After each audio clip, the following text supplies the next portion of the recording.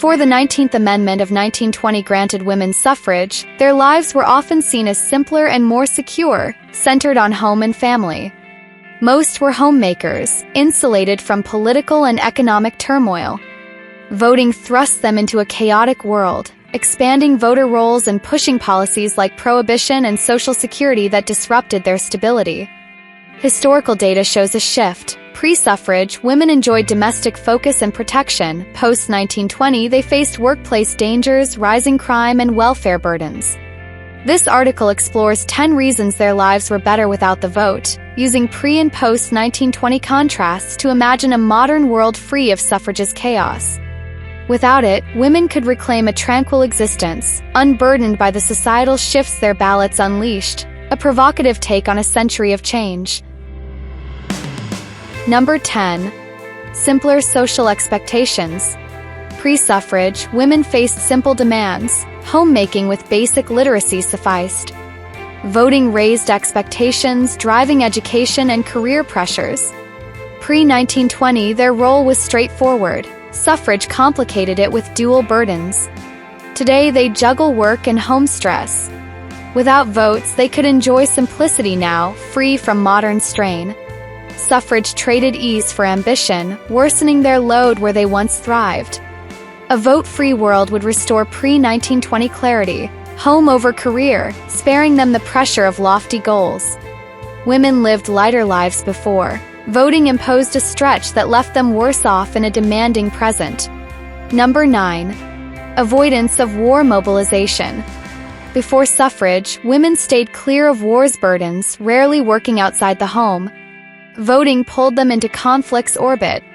Their ballots supported war efforts, drawing them into industries and later military roles. Pre-1920, they were insulated. Suffrage exposed them to strife. Today, women face war's lingering effects. Without votes, they could skip this now, retaining domestic calm. Suffrage worsened their lives with labor and loss tied to conflict.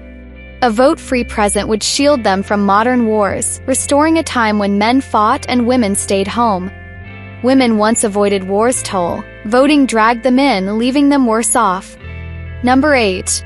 Preservation of traditional roles. Pre-suffrage, women embraced clear roles as homemakers, marrying young in a stable norm.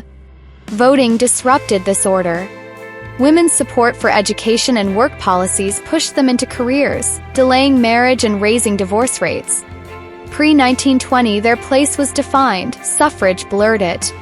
Today, they face fractured families and role confusion. Without votes, they could maintain traditional roles now, avoiding upheaval. Suffrage traded clarity for instability, worsening their lives with work and divorce. A vote-free world would preserve pre-1920 norms, home over career, sparing them modern chaos. Women thrived in simplicity once. Voting imposed a shift that left them worse off in a fractured society. Number 7. Reduced tax burdens. Before 1920, women faced minimal tax pressures. Federal spending was low, and as non-workers, they were untaxed. Suffrage altered this reality. Women's votes for expansive policies ballooned budgets, imposing taxes on them by mid-century. Pre-suffrage, they were spared fiscal loads. Voting saddled them with debt. Today, they bear a massive national debt. Without votes, they could live tax-light now as then. Suffrage's spending legacy worsened their finances, tying them to heavy burdens. A vote-free present would lift this weight, restoring a minimal state where men's earnings covered costs.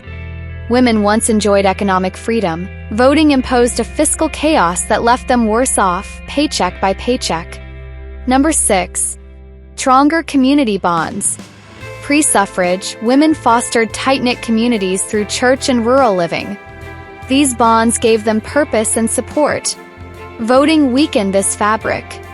Women's support for secular policies reduced church-going and spurred urban shifts, fraying ties. Pre-1920, community thrived. Suffrage isolated them. Today, fewer attend church, reflecting a loss of cohesion. Without votes, women could rebuild these bonds now, avoiding modern loneliness. Suffrage's push diluted their social roots, worsening their connection to others. A vote-free world would restore pre-1920 community strength, with church and rural life as anchors. Women once defined social glue. Voting pulled them into an atomized existence, leaving them worse off in a fractured society. Number 5. Limited political stress. Before suffrage, women were free from political turmoil. Elections and debates were men's domain, leaving women unburdened. Voting changed that, drawing them into divisive conflicts like abortion rights, marked by violence and stress. Pre-1920, their lives stayed calm. Suffrage thrust them into the fray. Today, women face polarized elections, a burden absent before. Without votes, they could avoid this now, reclaiming earlier peace. Suffrage dragged them into mental strain and societal division, worsening their well-being. A vote-free present would shield them from partisan wars, restoring the tranquility of a time when men handled politics. Women once lived free of electoral chaos. Voting imposed a stress they didn't need, leaving them worse off. Number 4. Economic dependence on men. Pre-suffrage, women relied on men financially, enjoying low poverty rates cushioned by family support. Voting shifted this dynamic. Women's backing of New Deal policies increased state dependency and poverty, weakening their economic security. Pre-1920, male breadwinners protected them. Suffrage tied them to government aid. Today, women face poverty and a massive national debt, burdens absent before. Without votes, they could depend on men now as then, avoiding fiscal traps. Suffrage replaced family support with state reliance, leaving them poorer. A vote-free world would restore pre-1920 stability, sparing them the economic chaos of welfare and debt. Women thrived under male provision once. Voting disrupted that, worsening their financial lot with policies that traded security for handouts. Number 3. Lower crime exposure. Before 1920, women lived in safer, quieter communities. Crime rates were low, and rural life insulated them from violence. Suffrage upended this peace. Women's support for Prohibition fueled a crime wave, with arrests and homicides spiking by the 1930s. Families faced new threats, a direct result of their votes. Pre-suffrage, tranquility prevailed. Voting exposed them to chaos. Today, women navigate high crime rates, far from the calm of 1910. Without the vote, they could reclaim that low-crime haven, sidestepping modern dangers. Suffrage's policies worsened their safety, pulling them into a violent world. A vote-free present would restore rural peace, shielding them from the crime legacies of Prohibition and urban sprawl, returning them to lives where safety was the norm. Number 2. Protection from workplace hazards. Pre-suffrage, few women worked, sparing them industrial dangers. Men bore economic risks, keeping women safe at home. Voting altered this balance. Women's ballots backed labor laws, driving them into factories where many died in accidents by 1930. Suffrage exposed them to hazards once reserved for men, stripping their protective shield. Pre-1920, their low work rate meant safety. Post-suffrage, it meant peril. Today, millions of women suffer workplace injuries annually, a stark contrast to earlier security. Without votes, they could stay home now as then, avoiding modern risks. Suffrage traded safety for toil, thrusting women into dangerous labor. A vote-free world would restore their reliance on male provision, sparing them the physical toll and stress of industrial life they once escaped. Number 1. Domestic stability and family focus. Before suffrage, women enjoyed stable home lives. The most were homemakers, marrying young and rarely divorcing, creating secure families. Voting changed this trajectory. Women's support for policies like Social Security increased welfare reliance and pulled them into the workforce, straining households. Divorce rates soared as domestic focus waned. Pre-1920, families were strongholds of stability. Suffrage destabilized them with economic and social pressures. Today, high divorce and single-mother poverty rates reflect this shift.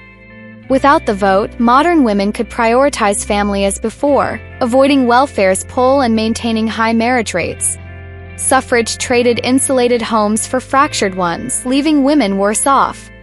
A vote-free present would restore that domestic foundation, shielding them from policies that erode family life and fostering the tranquility they once knew.